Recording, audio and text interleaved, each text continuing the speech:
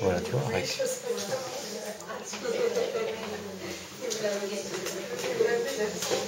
Bonsoir et bienvenue à cette conférence. Bonsoir. Alors c'est rigolo parce qu'il en manque une dizaine de personnes qui devaient venir et des personnes qui ne devaient pas venir sont venues. Donc c'est sympa, c'est comme ça.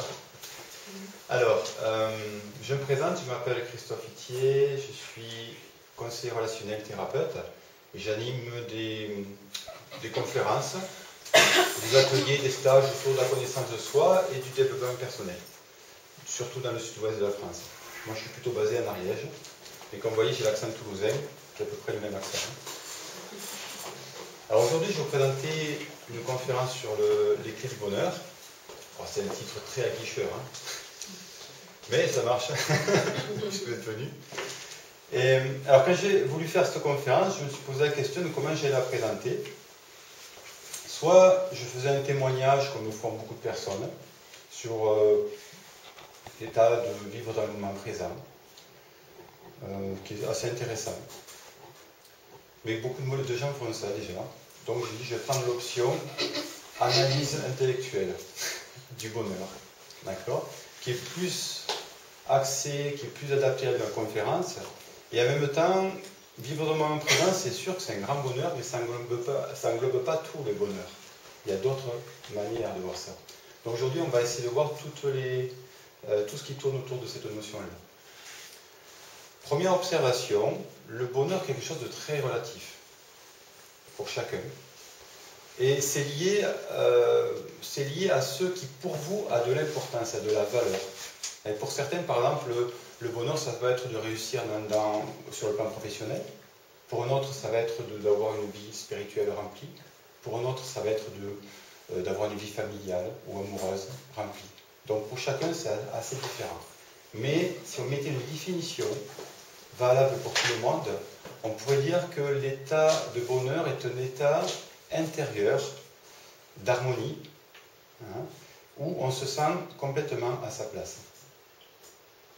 Où on se sent bien sûr aimé, aimant, et où on ressent une certaine paix, ou une grande paix intérieure.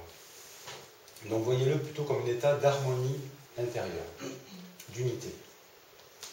Alors bien sûr, cette unité peut être influencée par des événements extérieurs, c'est clair.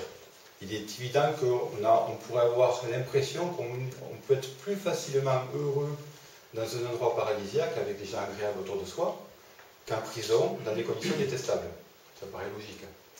Or, il ne faut pas confondre l'état avec la manifestation.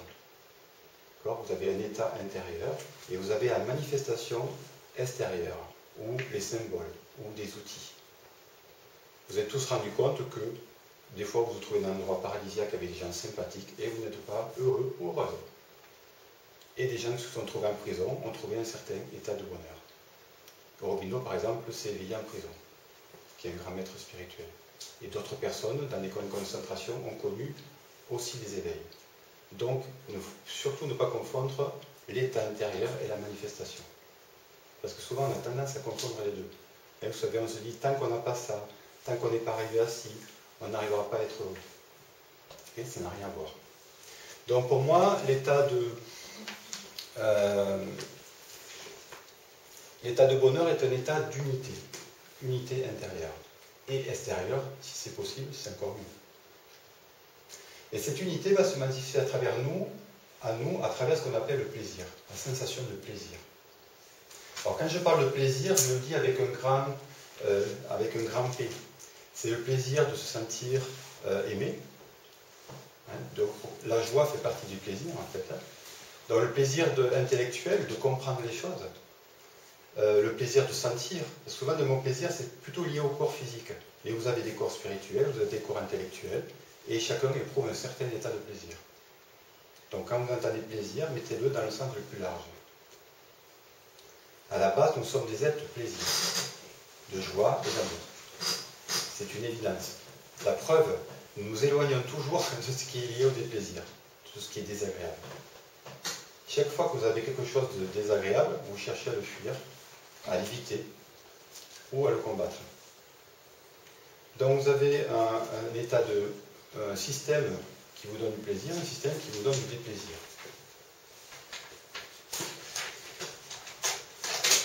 Ce système de plaisir, si vous l'analysez, vous allez voir qu'il vous donne beaucoup d'énergie. D'après vous,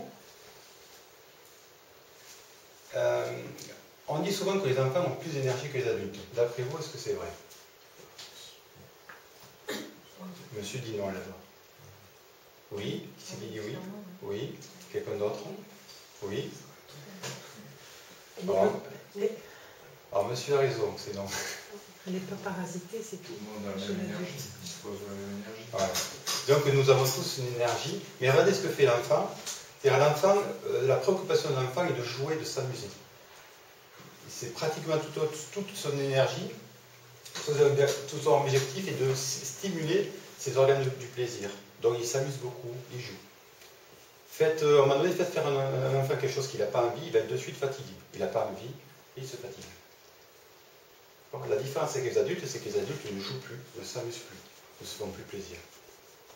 Parce qu'entre-temps, il y a eu toute la période où de gros conditionnements, où petit à petit, on a amené les gens à devenir beaucoup plus sérieux, à ne pas écouter ce que leur intériorité leur dit. Et petit à petit, ils se sont éloignés, ils sont rentrés dans un certain niveau de déplaisir constant. Et ce déplaisir va créer petit à petit, si on ne l'écoute pas, de plus en plus de gens malades. Donc pour moi, la maladie n'existe pas. Il n'y a que des gens malades, tout simplement. Des gens qui n'écoutent pas leur intériorité. Et c'est curieux parce que, vous voyez, on est une société, paradoxalement, où il y a beaucoup de loisirs, beaucoup de temps pour se faire plaisir. Mais ce n'est pas un plaisir, on va dire, c'est plutôt un plaisir qui va être une compensation pour une vie où on s'ennuie, où on ne fait pas ce qu'on a envie, où on fait des choses qu'on n'aime pas tout simplement. Et donc, on attend souvent le week-end pour faire n'importe quoi, pour aller dans le plaisir à fond.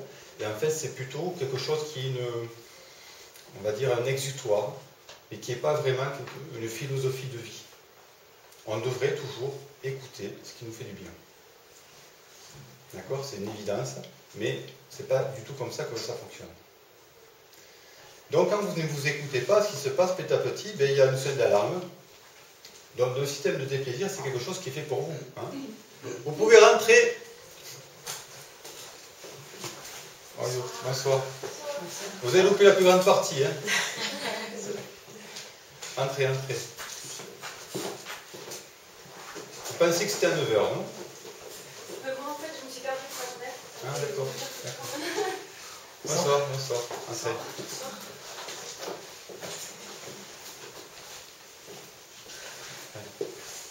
Donc, je ne vais pas tout reprendre, juste. Donc, vous avez un système axé sur le plaisir et un système axé sur le déplaisir. Chaque fois que le déplaisir, vous faites quelque chose qui ne vous convient pas, la sonnette d'alarme sonne. Si vous l'écoutez, ça va, vous revenez sur le droit chemin. Et si vous ne l'écoutez pas, paf, ça vous met quelque chose qui n'est pas très sympa. Si vous n'écoutez pas, ça va remonter la dose. Jusqu'à ce qu'à un moment donné, ça vous met dans ça provoque une maladie ou quelque chose qui va vous dire qu'en fait, vous n'êtes pas du tout sur le chemin. D'accord? Ça marche comme ça. Ça peut aller beaucoup plus loin. Vous avez un autre système qui est un système d'inhibition de l'action. C'est-à-dire, si vous n'écoutez pas vraiment votre système, eh bien, à un moment donné, vous avez un système de protection qui fait que vous allez arrêter, vous allez rester dans ce déplaisir et jusqu'à ce que ça vous amène dans une pathologie grave jusqu'à la mort. C'est un système d'inhibition de l'action, c'est à la base, ça marche pour vous protéger. C'est-à-dire qu'on a un système de survie qui fait qu'il vaut mieux être humilié, il vaut mieux être violé, il vaut mieux être battu qu'être mort. Donc si vous vous trouvez dans des conditions extrêmes où vous n'avez absolument pas le choix de faire quoi que ce soit, eh bien vous mettez un système d'arrêt. D'accord? Vous arrêtez de bouger. Et vous attendez que ça passe. Et à partir de ce moment-là, après, vous pouvez remonter. C'est souvent les systèmes, par exemple, si vous prenez, je prends un cas extrême, de personnes qui travaillent pour un patron et qui tous les jours... Non, c'est pas pour nous. Vous pouvez tirer la porte un peu, s'il vous plaît. Donc vous avez une personne qui travaille pour un patron et tous les jours, ce patron va l'humilier. et il devrait partir. Simplement, s'il part, il a son salaire à payer, il a ses 3 enfants à nourrir, ainsi de suite. Donc la personne va rester, parce que c'est mieux ça que partir, parce que pour lui, partir, ça veut dire, ça équivaut à la mort. Donc il va rester. Simplement, il va tomber malade, et il va aller de plus en plus loin jusqu'à ce qu'il n'en puisse plus. Alors c'est un système qu'on trouve quand vous n'avez pas le choix, quand vous avez l'impression de ne pas avoir le choix. Et en thérapie, on le voit vraiment beaucoup, ça. Des personnes qui ont l'impression de ne pas avoir le choix dans leur vie, et donc ils ne savent plus quoi faire, et donc ils ne bougent plus. Donc ça devient des dépressifs ou des apathiques. Tout simplement parce qu'ils n'arrivent plus à savoir comment s'en sortir. Et regardez ce qui se passe dans la société, c'est exactement ce qui se passe. On a mis un système en place qui vous donne l'impression qu'on n'a plus le choix. Et donc, dans la société, on nous fait accepter des choses qui seraient inacceptables, mais on les accepte parce qu'on a l'impression qu'il n'y a pas d'autre sortie. Certaines personnes pensent qu'il y a d'autres sorties, mais c'est une toute petite minorité. En ce moment, avec les nuits debout, par exemple, ça bouge, vous voyez, mais c'est une petite minorité. Les autres ont l'impression qu'il n'y a pas d'autre solution, donc ça ne bouge plus. C'est un système qui est naturel de survie, mais qui fonctionne que sur des courtes durées. Sur le long terme, c'est affreux. Vous voyez le truc? Et souvent en thérapie, il suffit juste de donner à la personne une nouvelle idée possible à la personne avec laquelle elle n'avait pas pensé, et là, tout d'un coup, tout le système repart. C'est tout, une nouvelle idée. Et là, la personne retrouve son énergie, et c'est reparti. Donc, dès que vous êtes focalisé sur quelque chose qui va vous faire du bien, qui va vous faire plaisir, en fait, hop, vous avez de nouveau l'énergie qui revient. Ok? Bien. Donc cet état d'unité intérieure, le fait de s'écouter, de trouver son propre chemin, ça demande déjà de se débarrasser de beaucoup de conditionnements, parce qu'on en a beaucoup. Conditionnement, j'ai fait une conférence dessus qui s'appelle « Jeune conseil de relation amoureuse ». On a une tonne de conditionnements, je ne vais pas tous les reprendre, mais on en a beaucoup. Et donc, ces conditionnements font qu'on n'écoute pas notre petite voix intérieure qui nous dit quand il faut être sur ce que nous devons faire à chaque instant. Et c'est simple en fait. Chaque fois que vous faites quelque chose, vous vous sentez bien, vous faites plaisir, ben c'est que vous êtes à votre place. C'est aussi bête que ça. Hein? Si vous êtes venu là, si ça vous fait plaisir d'être là, c'est que vous êtes à votre place. Sinon, ben, il vaut mieux partir. C'est aussi bête que ça. Et vous allez avoir des... Maintenant, si on élargit le concept, vous allez voir que, comme pour faire un bon gâteau, il faut certains ingrédients. On va un petit peu tous les analyser, ces ingrédients. Et je vais vous les montrer.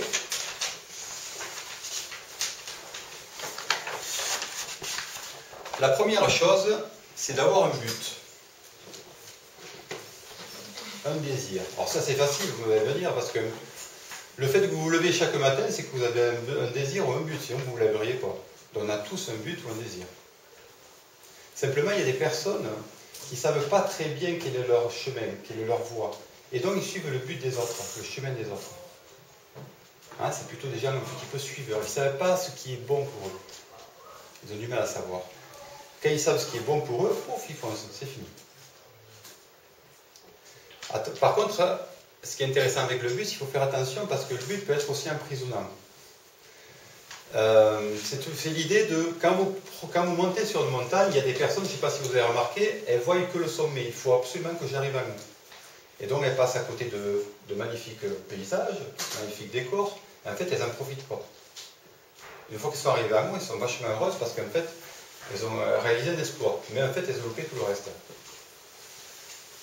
Donc le but est intéressant parce que c'est l'endroit vers quoi vous vous dirigez, mais le but ultime c'est de vivre chaque instant le plus profondément possible. Pourquoi choisir un instant plutôt qu'un autre? Si à chaque instant, c'est comme un but dans votre vie, bah, franchement, qu'est-ce que vous pouvez trouver de mieux que ça?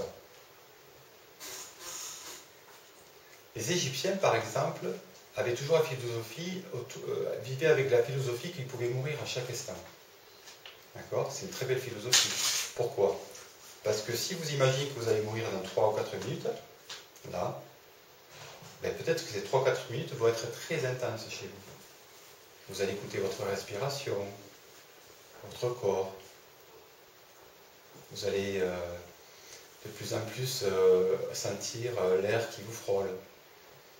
Écoutez la voix. C'est la dernière fois que vous l'entendez. Donc automatiquement, vous allez tomber dans un certain état de conscience et de paix. Et le fait que vous avez un but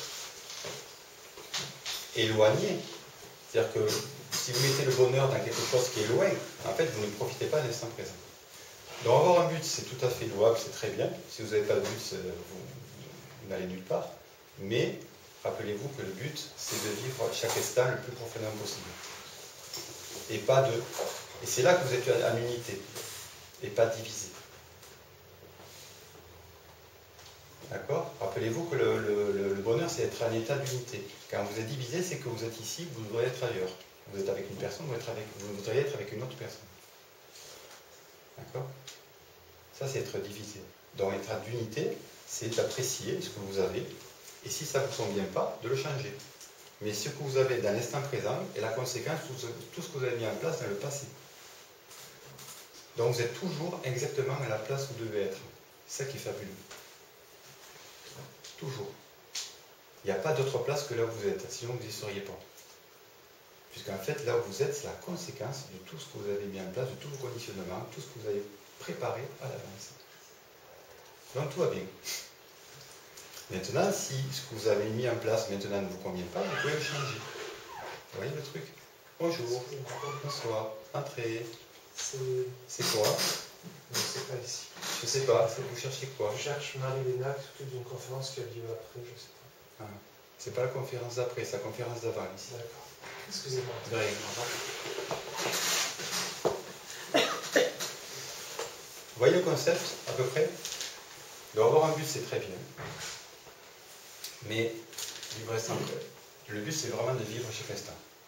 Et de changer si ça ne va pas. De sentir aimer et d'aimer. C'est évident du tout.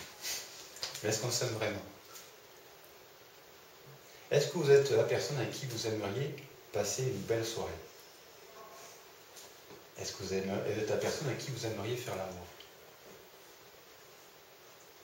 Est-ce que vous êtes la personne à qui vous feriez confiance? C'est intéressant comme question. Posez-vous cette question. Et vous allez répondre des fois oui, des fois non. Si c'est oui, tout va bien. Si c'est non, peut-être que sur ce plan-là, il y a un petit problème. Si vous, par exemple, vous êtes une personne à qui vous ne feriez pas confiance, comment voulez-vous que les autres vous fassent confiance? Puisque vous, c'est ce que vous êtes en train de projeter. D'accord? Si vous ne désirez pas, vous n'avez pas envie de faire l'amour avec vous, comment les autres pourraient avoir envie de faire l'amour avec vous? Si vous ne désirez pas. D'accord? Donc l'amour de soi, c'est vraiment très important. Important de se sentir en sécurité aussi. Ben, peut-être que vous avez un but, vous aimez, mais vous êtes dans un endroit complètement insécurisé. Vous vous sentez en insécurité totale. Vous êtes stressé. Donc quand on est stressé, on n'est pas en paix. Donc le bonheur, il n'est pas terrible non plus. Donc sentir en sécurité. Vous allez voir qu'il y a plusieurs moyens de se sentir en sécurité. De sentir puissant, capable, créatif. Bah, vous êtes en sécurité, vous aimez, vous avez désir, mais vous ne faites rien. Vous ne vous sentez pas capable. Vous n'avez pas confiance en vous. Bah, ça aussi, c'est une problématique. Vous voyez? On va voir ça après, comment ça se décortique. Ça, ce sont juste les titres. De se sentir libre. Alors, il y a la liberté intérieure et la liberté extérieure. Mais si vous êtes tout ça, vous n'êtes pas libre, bah, là aussi, il manque un truc. Vous voyez? On pourrait rajouter à ça de se sentir cohérent. Cohérent dans le sens où, si vous dites un truc, que vous faites autre chose, que vous pensez encore autre chose, bah, ça ne va pas le faire non plus. Et ça ne va pas vous donner une conscience tranquille. Et croyez pas que la conscience est une notion de bien et de mal, ça n'a rien à voir. La conscience, les Vikings par exemple qui allaient dans les villages massacrer les villageois, bah, ils dormaient très bien le soir, ils avaient une bonne conscience, parce que pour eux c'était naturel. Mais ils étaient cohérents avec leur idée, avec leur croyance. Donc être cohérent, c'est par rapport à ce que vous êtes, pas ce qu'il faudrait être. D'accord? Et si vous êtes cohérent, il y a des gens qui sont très cohérents, il y a des gangsters qui sont très cohérents, qui sont heureux de ce qu'ils font. Parce qu'ils sont en cohérence avec leur vision des choses. D'accord? Alors, c'est pas une notion de bien et de mal. Oui? Oui, j'avais une question, est-ce que c'est pas beaucoup trop? Beaucoup trop. Bon, on va voir ça. Peut-être. Beaucoup trop dans le sens où c'est d'avoir tout ça, ça vous paraît compliqué? Wow, pourquoi autant? Pourquoi autant? Pourquoi moins? Soyons. Le bonheur, c'est vouloir plus ou c'est peut-être vouloir moins? Alors on va y revenir, ne vous inquiétez pas. Ne vous inquiétez pas. Là, je fais ma démonstration, après on va voir. Non, c'est juste pour... Voilà. Mais quand vous êtes heureux, de toute façon, vous avez tout ça. Vous allez voir que vous avez tout ça. Il n'y a pas de souci. En général, vous avez tout ça.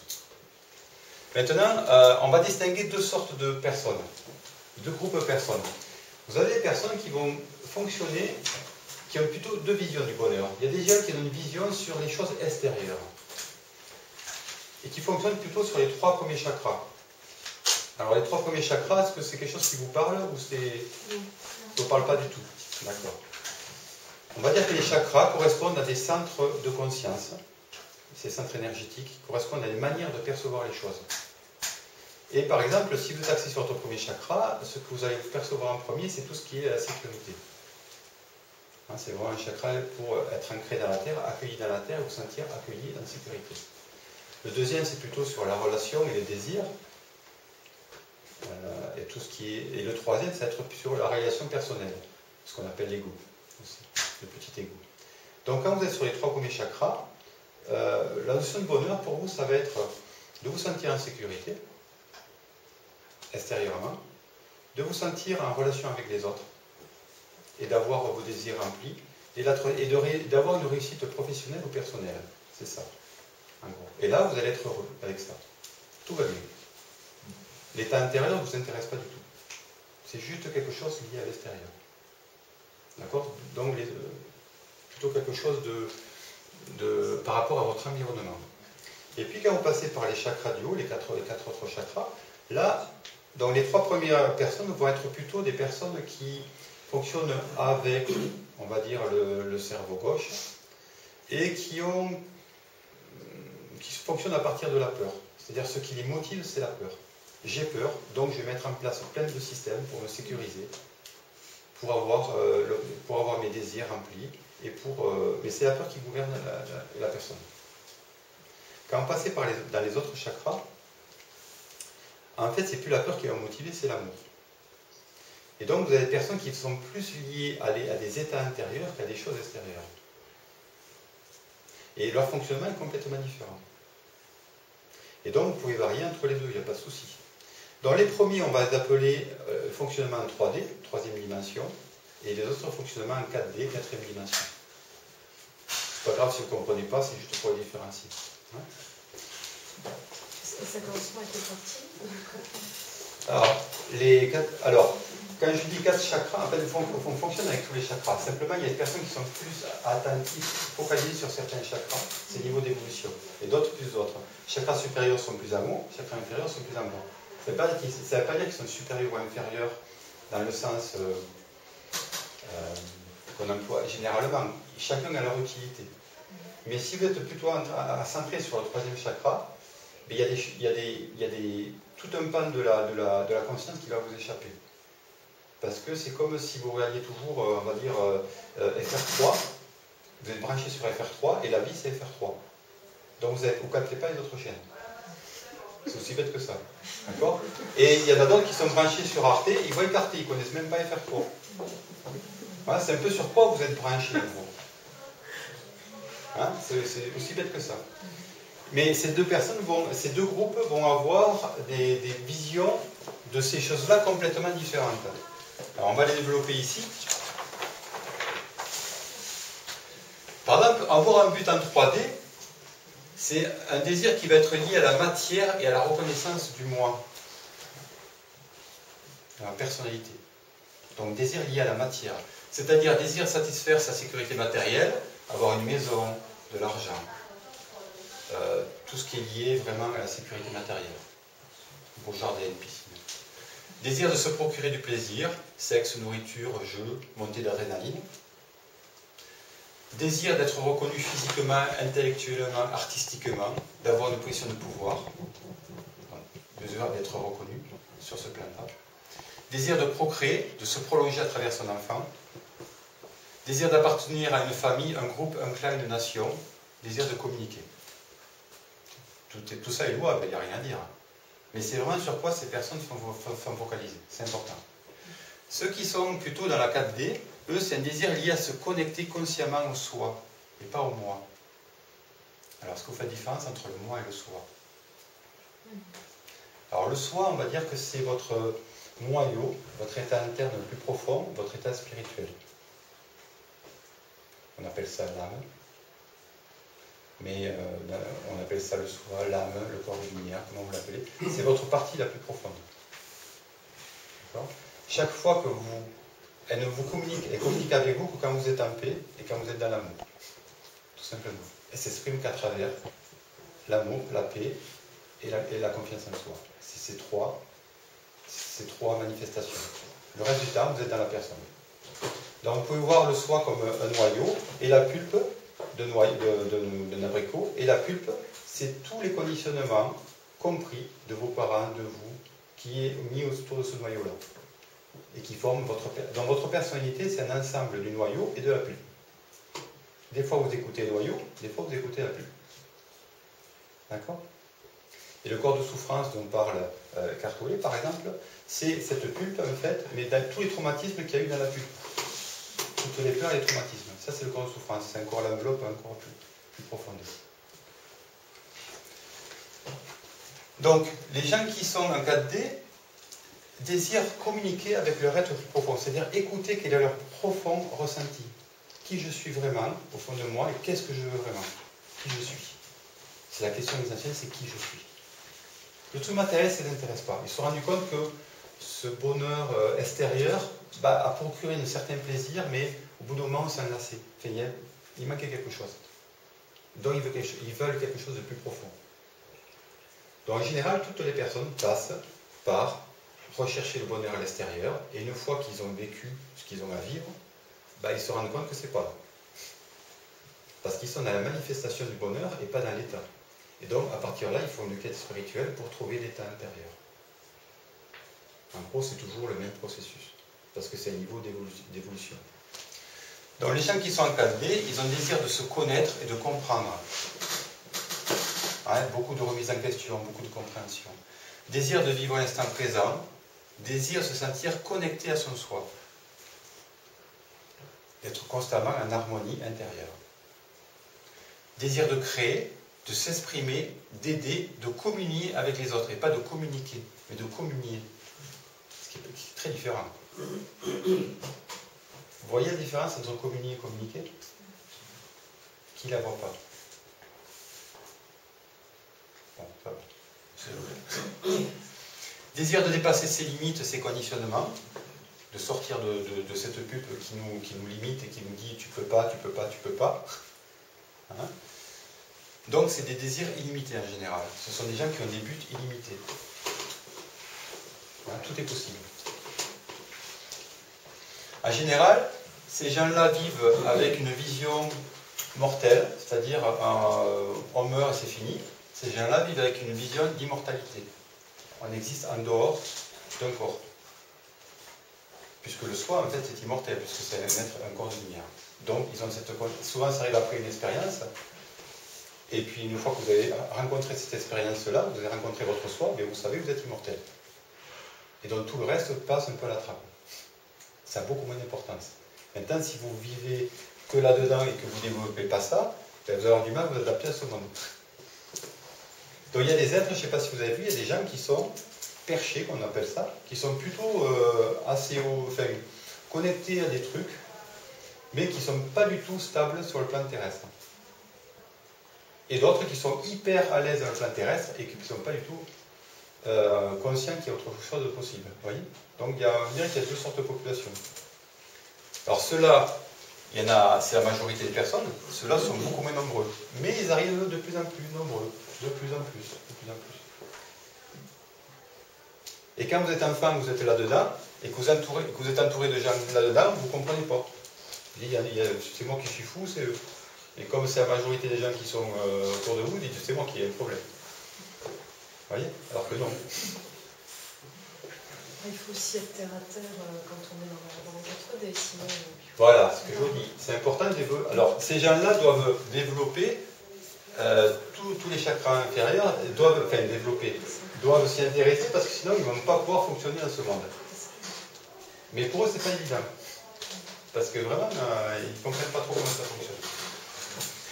Donc, l'amour en 3D provient d'un sentiment de séparation. D'accord? C'est-à-dire que les gens se sentent séparés. Quand vous êtes en 3D, c'est-à-dire que vous êtes déconnecté de votre corps profond, et donc vous vous sentez coupé de tout.